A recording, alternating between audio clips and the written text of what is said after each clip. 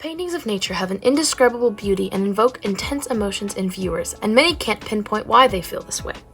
We believe, however, that the reason why pure nature paintings cause intense emotions is due to the changing industrialized world our generation is growing in, and how our nature is taken away more and more every year with new construction.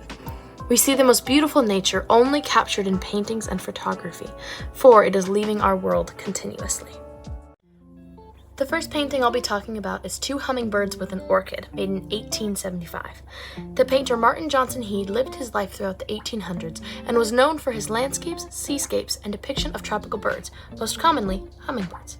He mainly painted landscapes, but had multiple paintings with hummingbirds and orchids together. There's an inherently sexual connotation between orchids and hummingbirds, which aided in their popularity as art was created in the Romanticism era. In this painting, there's not a hint of human existence in the mountain, jungle, sky, or anything at all, and the animals are completely untouched by humans. And there is something so mysterious and beautiful about this painting that cannot be described. For me, it's the foggy and cloudy background that feels nostalgic and hidden. This is an example of how nature untouched by man can cause an internal mix of emotions. For me, I also feel a touch of sadness in knowing a scene as beautiful as this may only remain in photos and paintings in the future. Humans have changed nature's look throughout our existence. That pure, untouched nature is rare in 2023. Yet, in 1875, there was still much to discover and view. Some may argue that the change humans have created isn't enough to argue that we're losing it, but I confidently say I've never seen nature untouched by man. Even on trips I've gone on, and any nature walk or safari, it's been augmented and changed by human existence. So when I see nature paintings, I feel a melancholy feeling of knowing beauty like this may not exist one day, and may only exist in art. The next painting I wanted to talk about is Italian Landscape, made in 1755 by Richard Williams. Very little is known about the painter, and information on his paintings is scarce, but what I found is that he is a British man who mainly enjoyed painting landscapes, and he took a trip to Italy and was inspired by their world and made multiple paintings to share its beauty. Richard Williams lived throughout the 1700s, the Age of Enlightenment, a time of intellectual and philosophical movement. People started to discover more freedom, religion, and understanding. In this painting, you see a city on the cliffs surrounded by water, mountains, and subtle forest. In the foreground, you see two men, one on foot with a dog and another on horseback. They look to either be exploring or just taking a trip around the forest. There doesn't seem to be any conflict or apparent problem in the painting, just a glimpse into their everyday world. This painting differs from the first because it shows the landscape with human intervention. You can almost imagine the same painting without the city in the background. To me, this picture is beautiful, but it doesn't move me as much as art of just nature. However, I'm still moved by seeing a landscape and world as simple and beautiful as this one. Technology hasn't taken over, but we're still learning more and more about their world. Though you may still find landscapes similar to this one in foreign countries and unexplored places, Earth is taking a natural course mixed with our human destruction, and landscapes will never quite look the same as they did years and years ago. Though, through art, this can be preserved.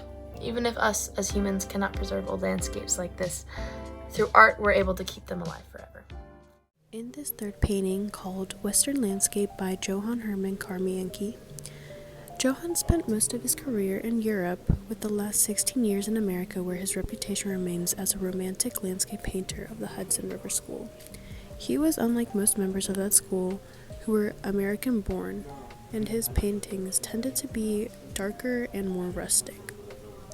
My observation through this art piece is that there are two big rocks and they are surrounded by land, but also there is a path leading towards what it seems to be like a river. The lighting in this picture is focused on that path and almost seems as if it lights up, but it only looks like that because everything surrounding it is darker.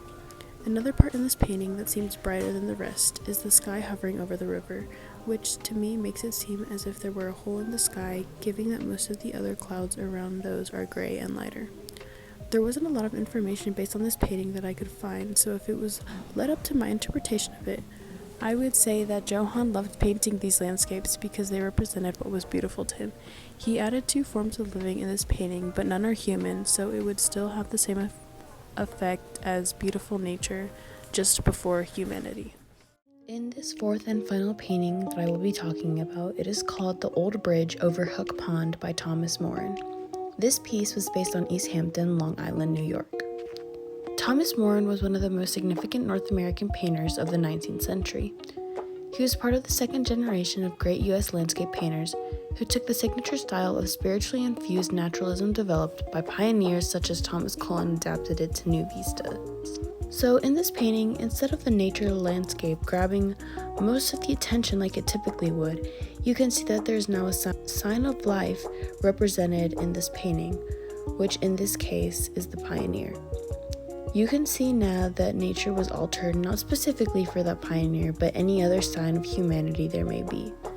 This can cause many mixed emotions to the audience depending on their viewpoint of development, because in some cases, some people think it's good that we are slowly starting to become more and more advanced, and are happy that we had to start somewhere by changing nature slowly around us to see fit for us. But there is also another viewpoint that contradicts that opinion and thinks that what we are starting is eventually going to lead to something horrible and will eventually end up to us killing everything and eventually killing each other.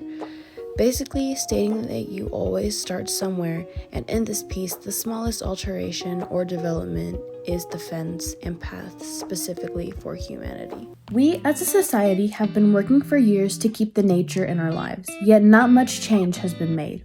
We urge everyone to keep fighting for our earth and the conservation of nature, and if we fail, we must at least save the artwork from ever being taken from us too.